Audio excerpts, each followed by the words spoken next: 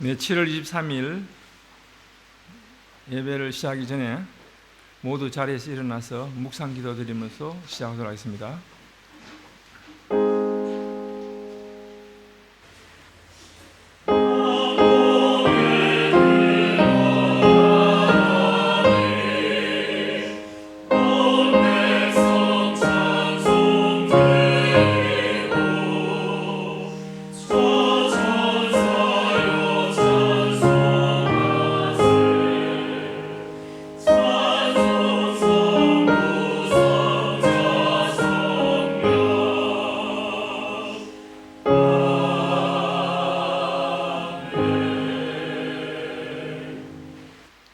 네, 기회 찬송으로 찬송가 14장입니다.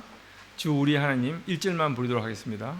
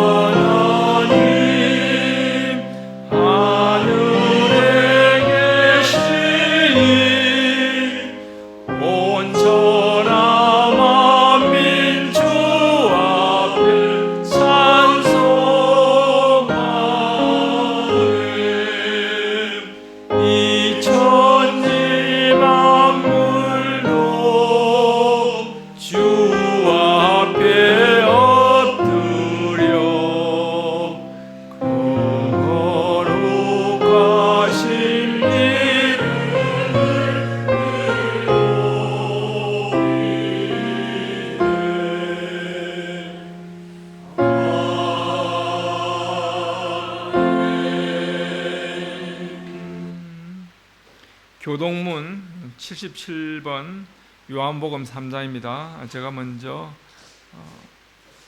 읽도록 하겠습니다. 하나님이 세상을 이처럼 사랑하사 독생자를 주셨으니 영생을 얻게 하셨습니다. 하나님이 그 아들을 세상에 보내신 것은 세상을 심판하려 하심이 아니요 그로 말미암아 세상이 구원을 받게 하려 하심이라. 그를 믿는 자는 심판을 받지 아니하는 것이요 믿지 아니하는 자는 하느님의 독생자 이름을 믿지 아니하므로 벌써 심판을 받은 것입니다. 그 정죄는 이것이니 곧 빛이 세상에 왔으되 사람들이 자기 행위가 악하고 빛보다 믿음을 더 사랑하는 것입니다. 악을 행하는 자마다 빛을 미워하여 빛으로 오지 아니하나니 진리를 따르는 자는 빛으로 오나니 이는 그 행위가 하나님 안에서 행한 것을 나타내십니다. 아멘. 우리들의 신앙 고백인 사도신경을 다 같이 고백하도록 하겠습니다. 전능하사 천지를 만드신 하나님 아버지를 내가 믿사오며 그 외아들 우리 주 예수 그리스도를 믿사오니 이는 성령으로 잉태하사 동정녀 마리아에 나시고 본디오 빌라도에게 고난을 받사 십자가에 못 박혀 죽으시고 장사한지 사흘 만에 죽은 자 가운데서 다시 살아나시며 하늘에 오르사 전능하신 하늘편 자 계시다가 저리로서 산자와 죽은 자를 심판하러 오시리라. 성령을 믿사오며 거룩한 공예와 성도가 서로 교통하는 것과 죄를 사해 주시는 것과 몸이 다시 사는 것과 영원히 사는 것을 믿사옵나이다. 아멘. 자리에 앉아주시기 바랍니다. 찬송가 272장 고통의 맹예를 벗으려고.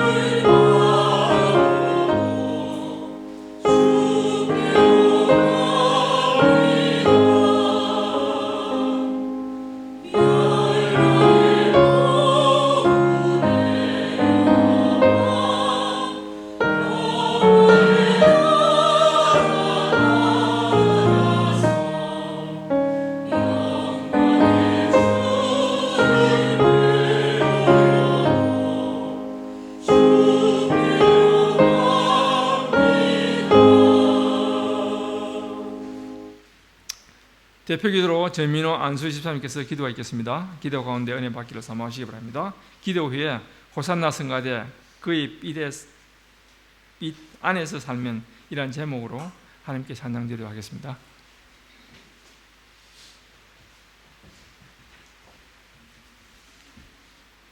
다 같이 기도드리겠습니다. 사랑의 하나님, 우리의 삶 속에서도 함께 하시고 예배 가운데 영광된 하나님을 만나게 하시니 감사합니다. 오늘 이 예배를 통해 하나님을 알 수 있도록 은혜로 함께 해 주시옵소서. 지난 한 주간도 저희는 세상에 살면서 주님의 자녀답지 못한 삶을 살았습니다. 주님의 말씀에 따라 살기보다는 세상의 욕심을 채우려고 더 노력했음을 고백합니다. 지금 이 시간 우리의 모든 죄악을 회개하오니 주의 크신 사랑과 은혜로 우리를 용서하여 주시옵소서. 오늘 우리 성도들이 소망 가운데 주님을 바라고 기도합니다. 그들의 가정과 직장, 사업장에 하나님이 돌아보시고 형통한 법을 내려주시기를 바라옵고 원하옵나이다. 모든 성도들이 날마다 큰 꿈과 비전을 가지고 믿음으로 나아갈 때 위로는 하늘의 복과 아래로는 복의 원천이 되는 복된 인생들이 되게 하시옵소서. 현재 우리 교회는 여러 가지 어려움에 닥쳐 있습니다. 이런 많은 어려움 속에서도 우리 교회가 늘 성령 충만한 교회가 되게 하시고 성도들 간에 서로 화목하고 사랑을 나누는 교회가 되게 하시옵소서. 주님의 뜻 가운데 이곳 비엔나에 우리 교회를 세우시고 영혼 구원의 사명을 주셨으니 이것들을 잘 감당할 수 있는 능력을 주시옵소서. 오늘도 백동인 목사님 건강한 모습으로 단위에 세워주심을 감사드립니다. 주의 말씀 듣기를 사모하는 백성들에게 따뜻한 사랑으로 감싸주시고 성령의 생명수를 부어주시옵소서.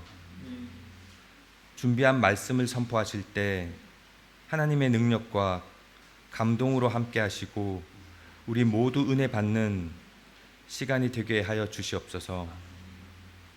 예배를 위하여 수고하신 예배위원들의 정성을 기억해 주시고 찬송으로 영광 돌리는 찬양대의 찬송을 받아 주시옵소서. 우리의 주님이시며 구원자이신 예수 그리스도 이름으로 기도드립니다. 아멘.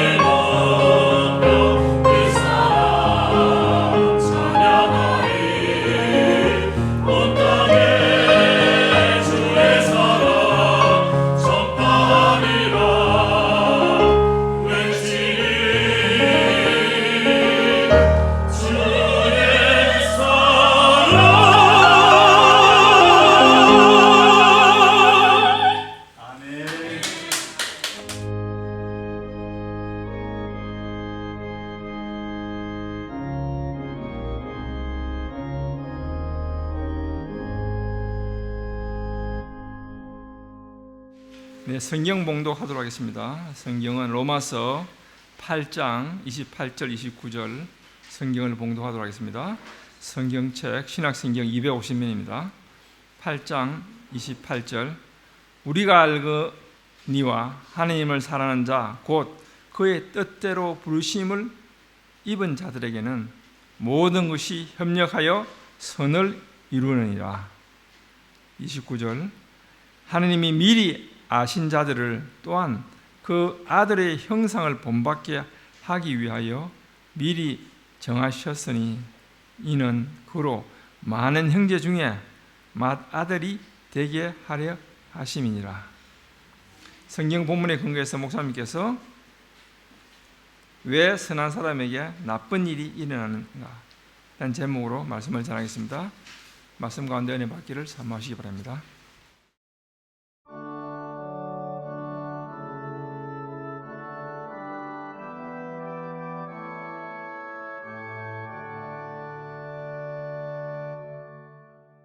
감사합니다. 오늘 참 감사한 것은 12년 전에 이따 우리 강기식 장로님 소개하시겠지만 우리가 함께 신앙생활했던 윤현정 집사님께서 지금은 한국에서 소프라노 그 싱어이시면서 뮤지컬 또 스타로서도 일하시는데 방학 중에 방문하시고 지휘까지 하셔서 이렇게 함께 예배를 도와주시니 너무 감사합니다. 우리 박수로 환영과 더불어서 하나님께 영광을 올리겠습니다. 할렐루야.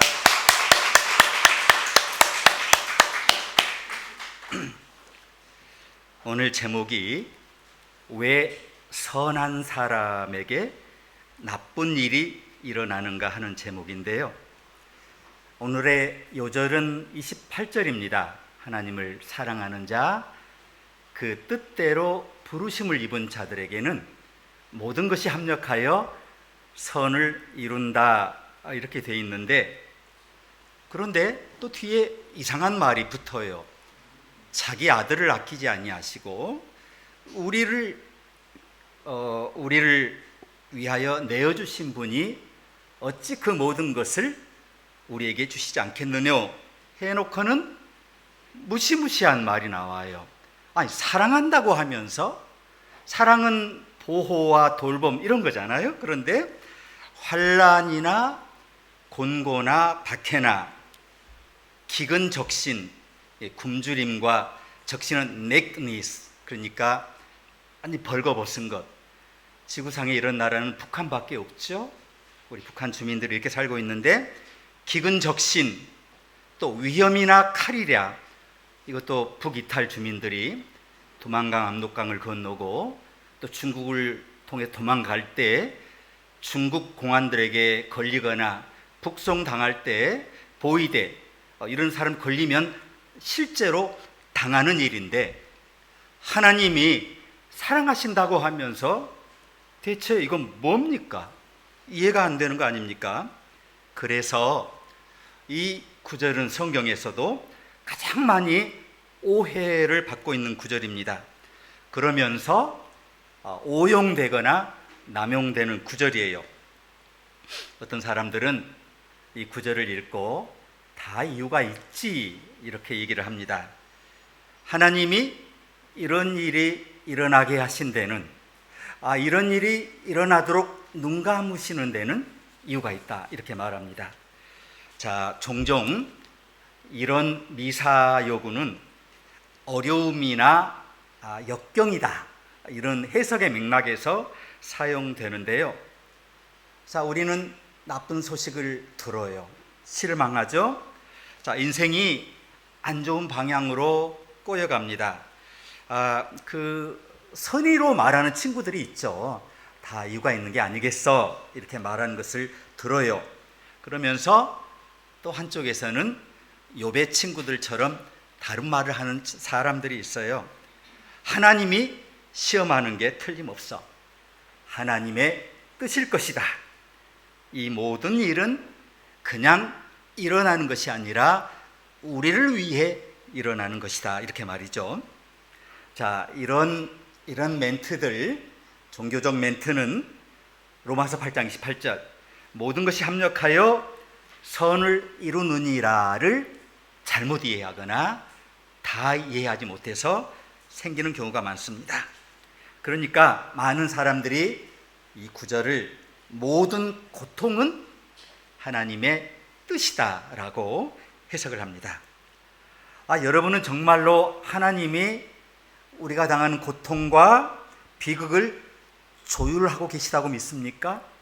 하나님이 정말 그래요? 어떤 분은 아기가 죽었더니 아마 하늘에 천사가 필요해서 데려가셨다 이렇게 말하는 것도 들어봤어요. 총기 난사, 이태원 같은 압사 사고가 하나님의 뜻이라고 정말 믿습니까? 아니면 디즈니에서 아이가 악어에게 공격당해 죽는 일이 있고 여기서도 교통사고로 아이들이 죽기도 하잖아요. 북이탈 주민들이 몽골 사망을 배회하다가 길을 잘못 들었어요. 근데 어른들은 살았는데 11살 아이가 열사병으로 죽는 겁니다. 여러분, 이런 모든 사건이 하나님의 뜻이라고 믿습니까? 마틴 틸렌 목사님이라고 지금 잘 나가는 젊은 목사님은 이렇게 얘기를 해. 하나님은 종종 자신이 하지 않은 일로 비난받는다라는 말로 이것을 변명합니다. 우리 모두는 분명히 이런 말을 들어봤어요. 아기가 죽었는데 하나님께서 하늘에 천사가 더 피로 데려가셨다. 한 젊은 엄마는 남편과 두 아이를 놓고 유방암으로 어서 죽는데 누군가는 옆에서 그렇게 얘기를 해요. 하나님은 신비한 방식으로 일하신다. 그러니 또 어떤 분들은 상처를 받는 거예요. 평생 과로하고 정말 자신을 돌보지 않고 가족을 위해서 일하시는 분이 심장마비로 죽어요. 그랬더니 누군가는 주님이 그를 가장 잘 아신다라고 이렇게 말합니다. 춤추러 가던 10대들 클럽을 갈 수 있죠. 혹은 청년들이 사망을 했더니 분명히 하나님의 목적이 있었을 거다라고 말합니다. 네? 모든 일에 이유가 있다고요? 여러분, 여기에 참 동의하기가 힘드시죠? 우리는 사람들이 어떻게 하나님이 이렇게 말할 수 없는 비극과 고통을 그냥 단순히 믿는지 이해할 수가 없어요. 하나님이 암에 걸리는 아이들을 무자비하게 데려가시고 압사 사고로 청년들을 그냥 밟아 죽이시고 자연재해로 홍수로 물난리로 가족을 쓸어버신다고 하는 것이 이해가 됩니까? 안 되죠. 동의가 안 돼요. 그렇지 않습니까? 저는 도저히 이해가 안 돼요. 제가 알고 있는 우리 하나님은 고통과 비극을 계획하지 않으십니다. 고통은 사람들의 어리석음 때문에 일어납니다. 때로는 우리 자신의 나쁜 선택 때문에 일어나요. 때로는 이 세상이 사악하고 불완전해서 일어나요. 하지만 비극과 고통의 원인이 절대로 하나님은 아닙니다. 하나님 우리를 창조하실 때 우리에게 자유의지를 주셨어요.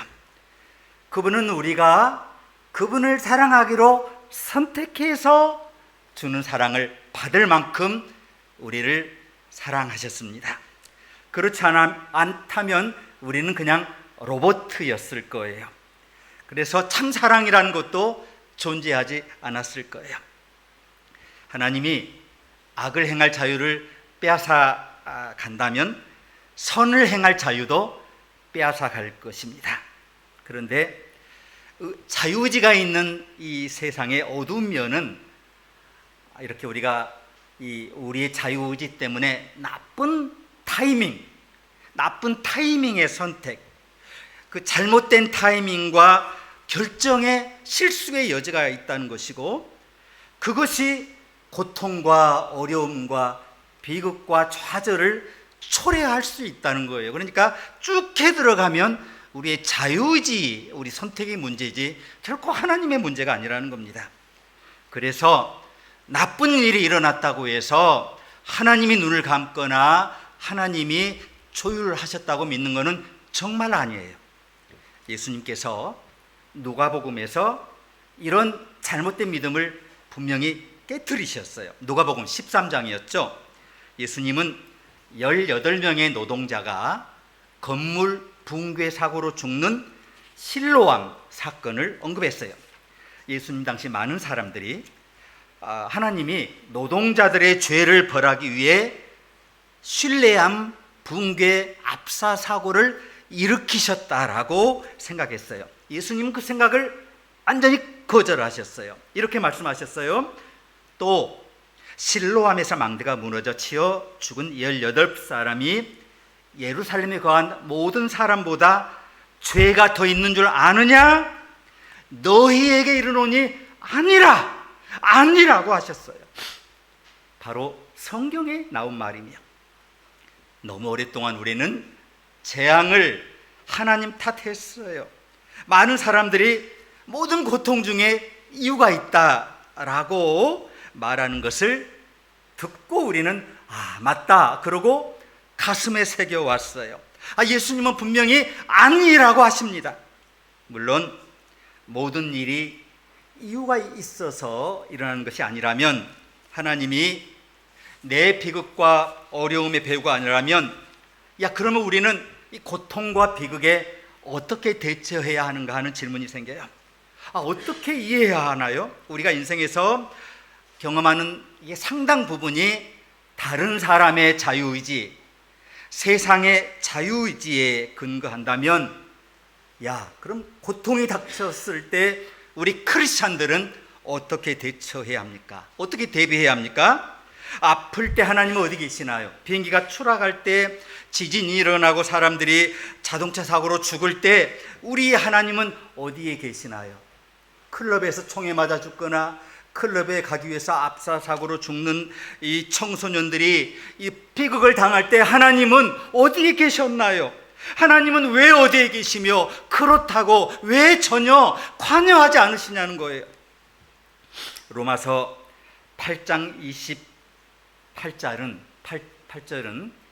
모든 것이 합력하여 선을 이루느니라. 이 구절은 모든 일에 이유가 있다 이게 아니라면 이게 대체 무슨 뜻입니까? 이 구절을 어떻게 받아들여야 합니까? 그래서 저는 오늘 이 구절을 정말 우리가 자세히 살펴보았으면 합니다. 자세히 보면 우리가 절실히 원하는 답이 보여요. 많은 인기 있는 성경 구절이 되게 남용되거나 오용되거든요. 왜냐하면 그 구절 하나만 딱 떼서 생각하니까 그래요. 그런데 오늘 로마서 본문에서 바울은 역경에 직면한 크리스찬 그룹에 대해서 이야기해요. 그분들은 우리가 상상할 수 없는 그런 역경을 겪어요. 신앙 때문에 핍박을 받아요. 그들은 그들이 상상도 할 수 없는 박해를 받을 때 하나님이 아무 대답도 없으시니까 그런 실망감을 또 겪어요. 그래서 바울은 모든 고통 속에서 하나님이 어디 계시는지 분명히 밝힘으로써 우리가 고통을 이해하도록 도와요. 8장에서 바울은 로마 크리스찬들에게 더 이상 고통이 없을 날이 올 것을 상기시켜요. 승리의 날이 와요. 반드시 와요. 그러면서 고난을 겪고 있는 그리스도인들을 격려합니다. 그리스도께서 다시 오시면 이 세상의 모든 것이 치유되고 새로워질 것입니다.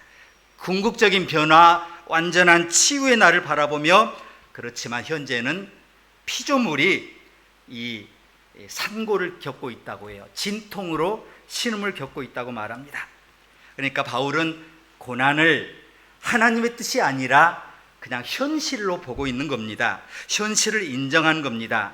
그러니까 그렇지만 언젠가 하나님의 은혜와 능력으로 하나님께서 이 세상의 모든 부조리와 고통을 종식시킬 것을 믿어요. 그걸 확신해요. 그래서 그것을 우리가 기다릴 수 있는데, 그 희망을 갖는데 뭘 하면서 기도를 통해 기다릴 수 있다고 해요. 근데 그 기도는 보통 기도가 아니에요. 성령께서 도와주시는 기도예요. 한번 읽어보겠습니다. 이와 같이 성령도 우리 연약함을 도우시나니 우리가 마땅히 빌 바를 알지 못하나 오직 성령이 말할 수 없는 탄식으로 우리를 위하여 친히 간구하시느니라. 마음을 감찰하시는 이가 성령의 생각을 아시나니 이는 성령이 하나님의 뜻대로 성도를 위하여 간구하심이니라. 바울은 우리가 고통스럽고 게다가 또 약하기도 해요. 삶이 뒤죽박죽이 되었을 때 무엇을 위해 기도해야 할지 흐려질 수 있다라고 말합니다. 우리는 하나님이 아니니까요. 삶은 때때로 정신없고 우리는 그때 뭐라고 기도해야 될지조차도 몰라요. 흔들려요. 한숨밖에 안 나와요. 여러분 기도할 때 한숨 쉬었다라고 낙심하지 마세요. 저도 그래요. 자주 그래요. 여러분 어떠세요? 하지만 바울이 지금 위대한 것을 가르쳐 주는데 하나님은 우리에게 정말 필요한 것이 무엇인지 알고 계시다는 겁니다. 그래서 우리 안에 계신 성령님이 우리의 진정한 영혼의 갈망을 드러내도록 도와주세요. 그래서 그 기도가 하늘 보좌를 흔들도록 성령이 우리를 도와주시는데 이렇게 써 있어요. 우리가 알거니와 하나님을 사랑하는 자 곧 그 뜻대로 부르심을 입은 자들에게는 모든 것이 합력하여 선을 이루느니라. 이게 이제 쉽게 풀었으면 이런 거예요. 나는 여러분이 고통받고 있고 아무것도 이해되지 않고 심지어 여러분의 기도조차 이해되지 않는다는 것을 알고 있습니다. 하지만 이것만은 알아두세요. 하나님은 여러분에게 무엇이 필요한지 알고 계세요. 그리고 그보다 더 중요한 것은 하나님께서 이 고통에서 좋은 일을 이루실 거라는 겁니다. 그분은 이 끔찍한 일을 가지고 놀라운 일을 하실 겁니다. 그는 추악한 것을 취해서 아름답게 만들 것입니다. 이렇게 말하고 있어요, 바울이. 그럼 우리는 그걸 어떻게 알 수 있나요? 이것이 의미하는 바를 우리가 바울이 말하는 맥락을 이해 못하는 바는 아니지만 이걸 정말 어떻게 믿을 수 있다는 겁니까? 몇 구절 뒤에 바울은 이렇게 말합니다. 그러나 아까 시작할 때 했던 구절이 나와요. 이 모든 일에 우리를 사랑하시는 이로 말미암아 우리가 넉넉히 이기느니라. 하나님은 우리를 대적하는 것들을 정복하게 하십니다. 고난이 하나님의 뜻이라면 왜 하나님은 우리가 고난을 이길 힘을 주시겠습니까? 말이 안 되죠. 하나님의 능력으로 우리는 인생의 부조리, 인간의 자유의지, 세상의 의지 때문에 온 것들이잖아요. 인생의 고난을 통해 정복자 이상의 존재가 돼요. 그럼 정복자 이상의 존재가 된다는 게 뭘 의미해요?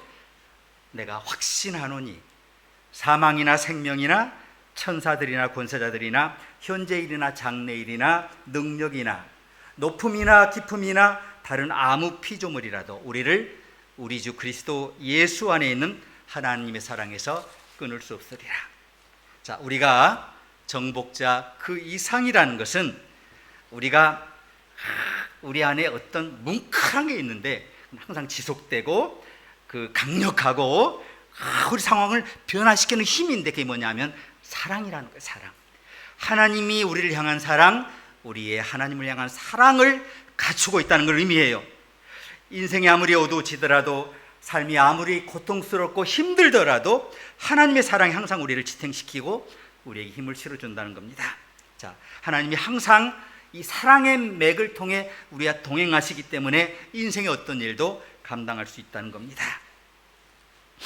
여러분이 지금 어디에 있든 어떤 일을 겪고 있든 어떤 고통을 겪고 있든 하나님은 여러분의 슬픔을 안고 계십니다. 여러분은 그분과 함께 나누십니다. 그분은 여러분과 함께 우십니다.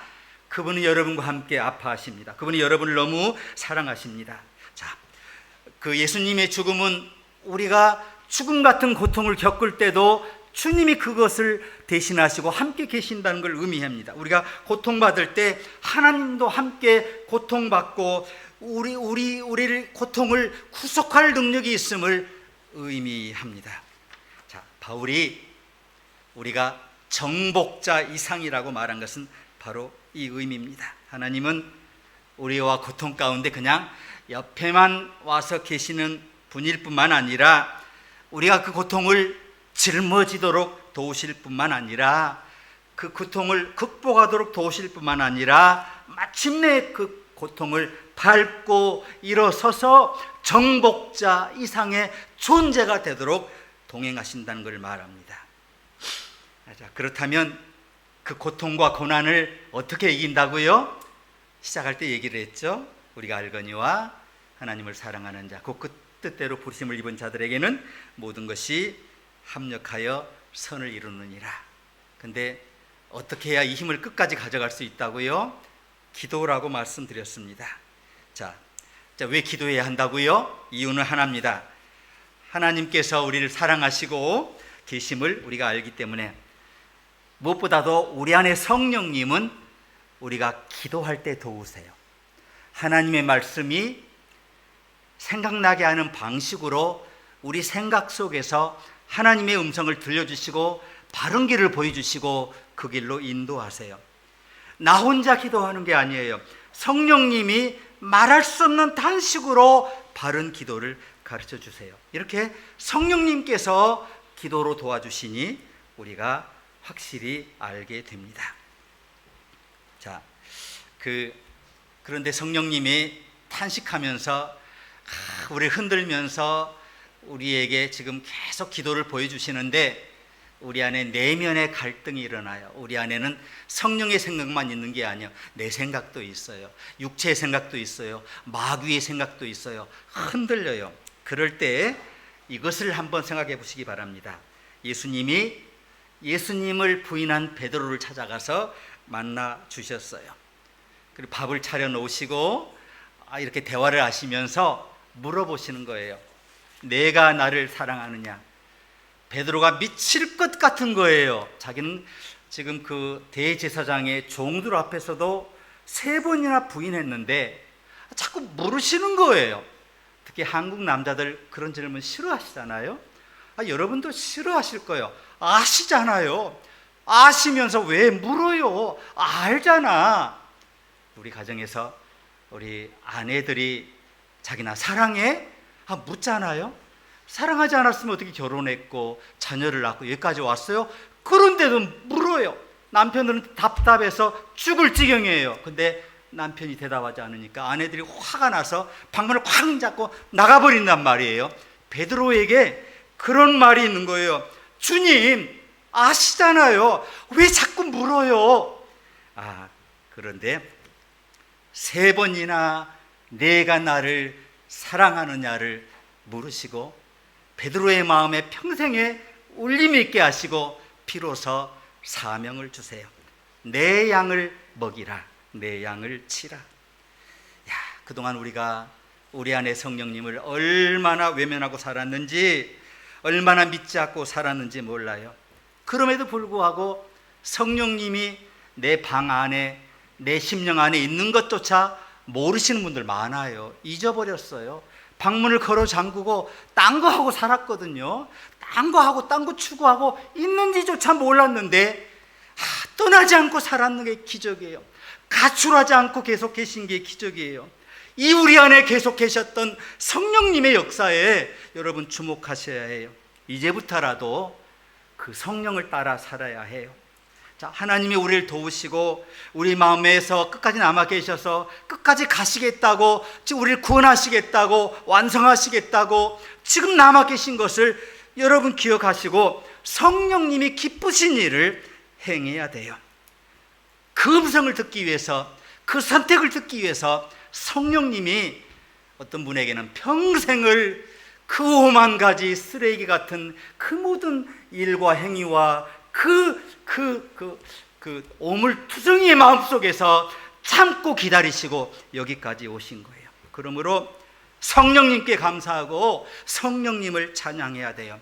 이제야말로 지금까지 남으신 성령님, 이분을, 우리 삼일체 하나님을 왕으로 선포하고, 아, 주님이셨군요.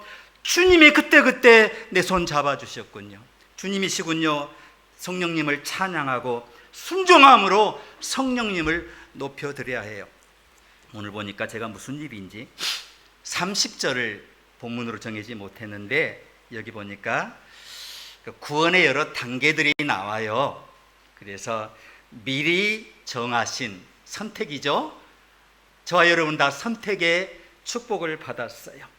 부르시고 선택하고 부르셨어요.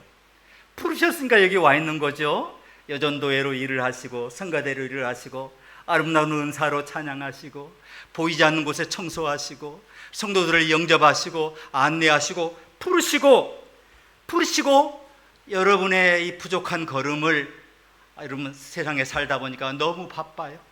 세상 사람 눈치도 봐야 돼요. 때때로는 주님이 없는 것처럼 행동도 했어요. 그럼에도 불구하고 의롭다 하시고 여겨주시고, 되게 여기까지만은 알아요. 의롭다 하신 그들을 여기 마지막에 또한 영화롭게 하셨느니라. 이것을 못 받아들이는 분들이 많아요. 왜 우리가 영화롭게 돼서? 여러분은 하나님을 영화롭게 하는 존재예요. 어떻게? 우리 안에 들어오신 성령님이 영화로운 분이셔서 그래요. 그분은 빛이세요. 그분이 나가는 곳에는 어둠이 전혀 없어요. 어둠이 없다는 말은 귀신이 떠나가고 병자가 치료받고 모든 그 부조리가 풀리고 모든 싸움이 멈추고 모든 세상의 모든 악이 종말을 맞는다는 거예요. 그러니 하나님이 영광을 받는 건데, 저와 여러분이 우리 안에 계신 성령님 때문에 하나님을 영화롭게 하는 존재가 되었다는 거예요. 자, 저는 주일 아침이 그렇게 기다려져요. 여러분이 주중 그렇게 바쁘고 복잡하고 힘들고 세상에 투쟁하고 부조리를 겪고 때론 넘어지지만, 주일 앞에 오실 때 아침에 일찍 일어나서 가장 좋은 옷을 입고 잘 데려 입고 혹시 때가 꼈나 보고 가장 반듯하게 입고 얼굴을 단장하고 마음도 단장하고 나와서, 그때 여러분의 그 눈빛을 바라볼 때 갈망이다, 갈망. 그냥 예배 보러 온 게 아니에요. 사람들을 만나러 온 게 아니에요. 1차적으로 외로워요. 그러니까 만나러 오지만 그 교제 속에서 우리 각자의 마음속에 계시는 성령님과의 교제를 갈망하는 거예요. 하나님과의 교제를 갈망하는 거예요. 이 하나님만이 나를 구원하시고, 이 하나님만이 나를 끝까지 인도하시고 내 생을 완성하시고 나를 모든 수렁에서 건져주실 거라는 그것 때문에 이 하나님과 교제를 오시는데, 그 초롱초롱한 저 별처럼, 별보다 더 빛나는, 사실 여러분 저 별빛이 뭐 75 광년 이렇게 된대요, 우리 눈에 들어오기까지. 근데 저 별은 우리 눈에 들어왔지만 이미 죽은 별이에요. 죽어서 그 별빛이 우리 눈에 올 때까지 빛의 속도로 70억 년, 70억 광년이 걸린 거예요. 별빛도 살아있지 않아요. 근데 여러분의 눈에서 별빛을 봐요. 찬란한 빛을 봐요. 뭐예요? 성령님이 여러분에 계시기 때문에 여러분을, 하나님을 영화롭게 하는 존재라는 거예요. 야, 이상한 일이네. 제가 준비한 설교 원고가 아니네요. 자, 그러므로 여러분, 어떤 고난과 아픔이 있다 할지라도 어떻게 해야 되겠어요? 그건 아픈 게 아니에요. 주님이 저와 여러분을 계속 영화로운 존재로 사용하시기 위해서 세상의 우상숭배를 넘어서고 한 분 왕을, 우리 한 분 하나님을 왕으로 섬기고 경배하고 그분께 순종함으로 의의 열매를 올려드리도록 하기 위해서 하나님이 우리를 트레이닝하는 거예요. 운동선수가 훈련받지 않고 시합에 나가 승리할 수 있다라고 봅니까? 축구 보세요. 여기 몸값들이 비싸잖아요. 어디 비행기 타고 갔다 와서 몸 상태가 안 되면 주전으로 못 나가요. 훈련을 했는데 몸 상태가 안 좋고 훈련이었지만 훈련 상태에서 자꾸 뺏기거나 골을 잃으면 주전으로 내보내지를 않아요. 항상 우리를 훈련해서 하나님 나라의 주전으로 사용하게 하시기 위해서 하나님이 우리에게 훈련하시는 방식이 아프게 하고 뺏기게 하고 이렇게 때때로 다치기도 하고 가족 중에 죽는 일도 생기고 그 아픔을 통해서 정말 찬란한 그 별빛보다 더 찬란한 하나님의 생명, 요한복음의 생명은 하나님 나라거든요. 마태복음은 천국인데 우리의 하나님 나라잖아요. 여기도 지금 하나님 나라가 와 있어요. 여러분의 성가 찬양 가운데, 정성을 준비한 여러분 여전도회의 음식 가운데, 여러분의 그 일찍 오셔가 청소하는 분들, 뭐 음식 나르는 분들, 이 모든 수고와 섬김과 봉사 가운데 하나님 나라가 반짝이 임하는데, 주중에도 우리 모든 사업장에도 모든 순간에 하나님 나라의 영광을 가져갈 수 있도록, 모든 착함과 의로움과 선함으로 가져갈 수 있도록 하기 위해서, 훈련하시기 위해서 고난을 주셨다라고 우리가 받아들인, 하나님 주신 게 아니라고 했죠. 인간의 자유의지와 세상의 자유의지 때문에 생기는 거지만 하나님의 영화라고 하는 분명한 목적 때문에 우리가 기쁨으로 그걸 받아들이는 겁니다. 자, 이제 이 놀라운 은혜가, 여러분, 축복은 오다 안 와다 해도 돼요. 그놈의 축복. 근데 은혜는 없으면 우리 못 살아요. 은혜 없으면 한순간도 이길 수 없어요. 이 놀라운 은혜가 여러분에게 늘 함께 하시기를 축복하고 응원합니다. 기도하시겠습니다. 하나님 아버지, 우리의 생명이신 주님, 우리를 부르시고 구원하시고 의롭다 하시고 모든 상황 가운데 우리를 하나님의 자녀로 인정하시고 하나님의 상속자로 세우신 주님, 하나님, 우리 안에 성령님을 주시고 한 분 왕을 섬기게 하시고 하나님의 영광의 빛을 날마다 아버지 나타내게 하신 주님, 우리가 걸어온 곳마다 세상의 모든 부조리가 걷히고 어둠이 걷히고 질병과 귀신이 떠나가는 역사가 나타나게 하신 주님, 우리 안에 오신, 우리에게 임재하신 하나님의 은혜를 찬송합니다. 이 한 주간 모든 고난과 세상의 역경 가운데 우리를 의롭게 하신 주님을 바라보면서 매 순간 찬송하며 하나님께 계속해서 쓰임받고 하나님을 영화롭게 하는 삶이 되도록 축복하여 주시옵소서. 예수님의 이름으로 기도합니다. 아멘. 찬송가 함께 부르시겠습니다.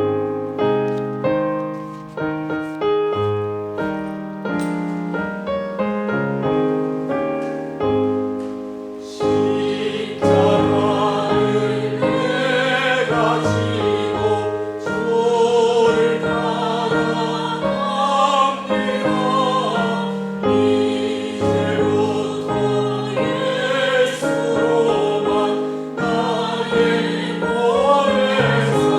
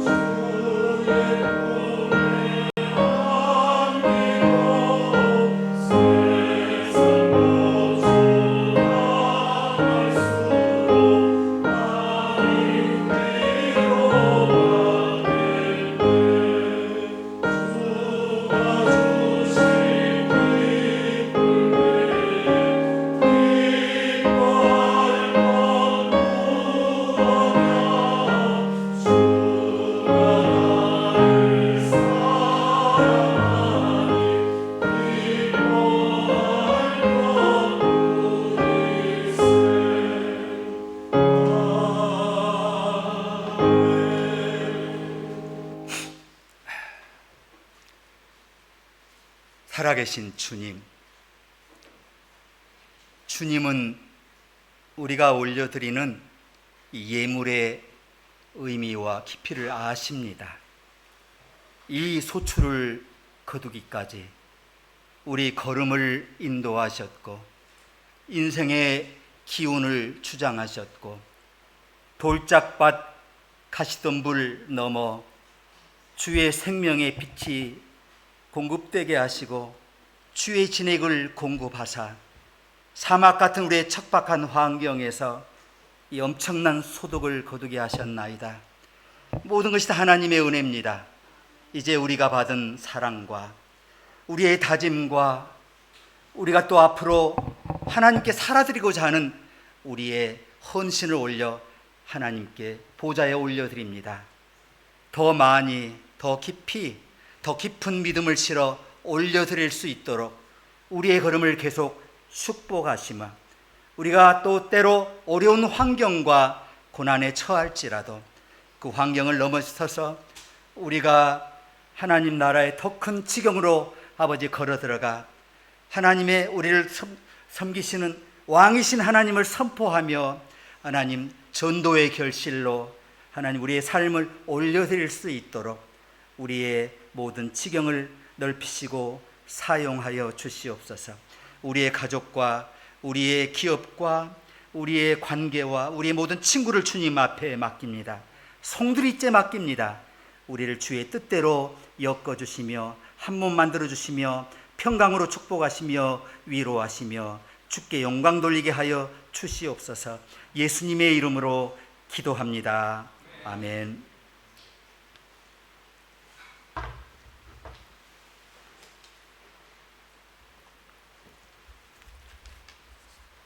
다 같이 일어나셔서 주기도문 찬송을 부르시겠습니다.